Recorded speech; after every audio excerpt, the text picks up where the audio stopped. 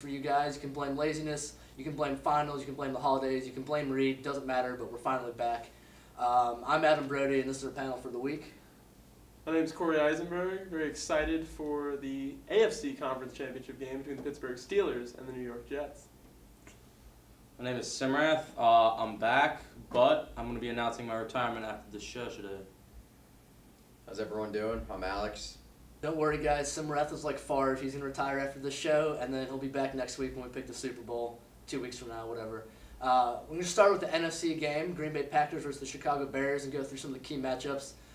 My key matchup for this game really is going to be Devin Hester versus the Green Bay Packers kick coverage. Now, let's be honest. The Chicago Bears have a great defense, but the Packers also have a great offense. Aaron Rodgers has been playing lights out. They're going to score a lot of touchdowns, a lot of field goals. That means they're going to be kicking off a lot to Devin Hester.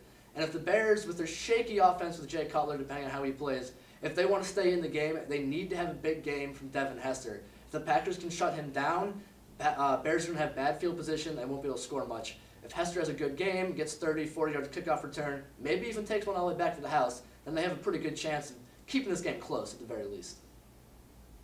And Adam, you know, Chicago's not the only team with a great defense. The Green Bay Packers second in the NFL in points allowed, and Clay Matthews just gets after it every single game. Could be the defensive player of the year, and the way he plays with the rest of that Green Bay defense against Jay Cutler is a huge key for me. You look at Cutler, which Jay Cutler are you going to get in this game? Is it going to be the one that throws all the interceptions like he did early on in the year and the way he played against the Giants, or it could be the Jay Cutler that won last week against Seattle with 2 passing touchdowns, 2 rushing touchdowns, very impressive performance.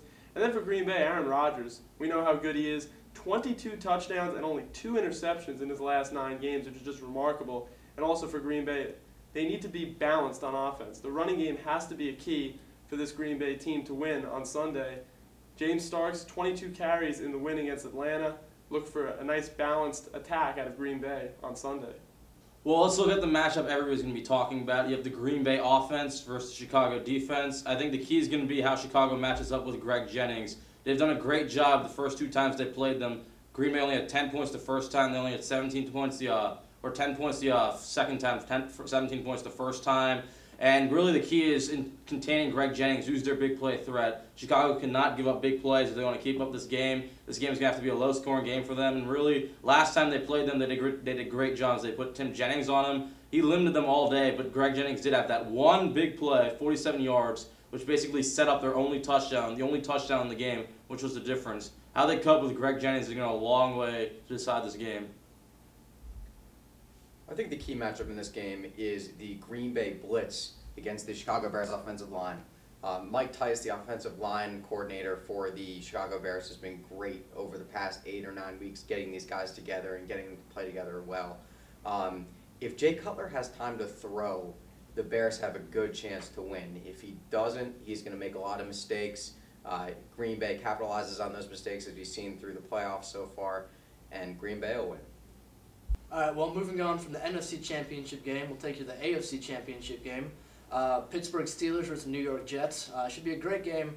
My key matchup for this game is going to be Rashard Mendenhall and how well he can play against the Jets' run defense. When the Jets beat the Patriots, what they did is they dropped everybody back into coverage. They didn't blitz much, and they dared Brady to beat them throwing the ball because they knew that the Patriots didn't have a great running game. When they played the Steelers, they have to be wary of Rashard Mendenhall. They can't drop everybody back and dare Roethlisberger to beat them because Pittsburgh's running game is better than New England's, and Rashard Mendenhall will run all over them. If they blitz too much, then Roethlisberger will have a good day. So if Mendenhall can run well, it'll force the Jets to be more honest in their defense. It'll take Revis Cromartie out of the game a little bit, and it'll give Pittsburgh a good chance to play against their defense. And you know how hungry the Jets are in this game, looking for their first Super Bowl appearance since their only Super Bowl victory in Super Bowl III against the Colts. This has been mission impossible for Gang Green. They beat Peyton Manning at Indianapolis, Tom Brady at New England, and now the third and final step is Ben Roethlisberger in Pittsburgh. And the key for the Jets has to be Mark Sanchez. It always is. The way he plays on Sunday can determine this game, especially with Troy Polamalu coming back. Now remember, Polamalu was not playing in that first game in the regular season when these 2 teams met. Sanchez is the key right now. 3 touchdowns, no interceptions against New England. Outplayed Tom Brady in that game. So we will see how he does. And then for Pittsburgh, you got to look at keeping Ben Roethlisberger upright. The offensive line has to do their job. And how are the Jets going to play? Like you said, Adam, Are they going to blitz everyone like they have done in the past? Or last week against Brady, they dropped everyone back, and Brady looked very confused. So we'll see how the Jets defense and the game plan that they come up with, but it'll be very interesting, very good game. Also, I'd like to see who covers who, because in that first meeting, Darrelle Revis was battling the hamstring problem, and he covered Hines Ward and covered him well, held him to 2 catches. But Mike Wallace went off in that game, 7 catches for over 100 yards on Antonio Cromartie. Look for Darrelle Revis to maybe cover Mike Wallace in this game. Well, when we look at why Mark Sanchez played well last week, it starts with the offensive line, great protection. So my key matchup is going to be turned to James Harrison versus D'Brickashaw Ferguson. Last time they played back in Week 15, the Jets did a lot of max protection, 2 and 3 tight ends. They did a bunch of simple plays for Mark Sanchez, play actions, bootlegs, and it worked. They had 5 consecutive drives from the first to the fourth quarter of at least 40 yards. They were consistently able to move the ball. They were able to generate plays. Mark Sanchez with some mistake-free football. But this time, there's going to be Troy Polamalu in there, and if you put 2 and 3 tight ends, if you play that conservatively, you're going to limit what you can and can't do, because now you're not going to utilize Antonio Holmes, Braylon Edwards, your big play receivers. So they're going to have to get away from that a little bit. They're going to have to trust D'Brickashaw Ferguson, who's had a great year, Pro Bowl caliber year, each of the past 2 years against James Harrison, who was an absolute monster last week, 3 sacks. How that matchup goes up is going to say a long way about how Sanchez feels in the pocket, and how he feels in the pocket and how he throws the ball is going to have a big way to deciding this game. I think the key matchup in this game is not a matchup, but rather if each team can establish the running game and how they do that. If you establish the running game early in the game, each of these teams, you've got Sanchez and Roethlisberger converting 3rd and shorts down the field, and that's when these two teams are most successful. So whichever team can get themselves into a 3rd and 2, 3rd and 4 maximum at the beginning of the game will likely win this game. Again, I just wanted to repeat the matchup with Cromartie and Mike Wallace. Mike Wallace, Cromartie's had a lot of problems in coverage deep down the field. You wonder what the Jets are going to do with him, whether they'll double him, have a safety over the top. If Mike Wallace goes off, the Jets could have some problems. So look for maybe Darrelle Revis to be covering him, or Kyle Wilson to be shadowing him, Rodney Poole. That'll determine the game. Well, now that you've heard about our key matchups in each of the games, we'll take you through and say who we think is going to actually win each one of these games. For me, I like the Packers over the Bears. I like Aaron Rodgers to score more touchdowns than Devin Hester, even though I think that'll be a key matchup. As for the Steelers-Jets, I mean, come on. You knew I was going to pick the Steelers. I think they'll be able to get it going and atone for their previous sins against the Jets. And even though I'm not wearing my Jets jersey, I do have the green underneath a little bit. Starting with the NFC Championship game, I also like the Green Bay Packers. I just love what Aaron Rodgers has done for this team. They were my Super Bowl pick at the beginning of the year, and I have to stick with them. I'm going Green Bay 20-13 over Chicago. And then the AFC, just a quick note. There has not been a quarterback not named Tom Brady, Peyton Manning, or Ben Roethlisberger to represent the AFC in the Super Bowl since the 2002 season with Rich Gannon and the Oakland Raiders. That's just remarkable. The question is, will Mark Sanchez be the new quarterback there, or will it be the continued trend that it's been in recent memory? I'm going to go with the Steelers in this game. It's going to be a great football game, field goal game is what I'm saying. Steelers 24-21 over the Jets, and I think the Jets are going to be in position to tie this game late, and Nick Folk is going to miss a crucial field goal a la Doug Bryan the last time these two teams met in the playoffs. Well, when we look at the Bears and the Packers, I think there's no doubt the Packers have a better roster. Their offense is just firing on all cylinders. Their defense has played lights out. It's going to take a lot from the Bears, a lot from that defense, a lot from the special teams, a lot from Jay Cutler to pull out this win. They have the intangibles. Earlier in this week, I'd have given them no shot at all. I think they have a shot with that defense. That defense has played great against them, like I said earlier.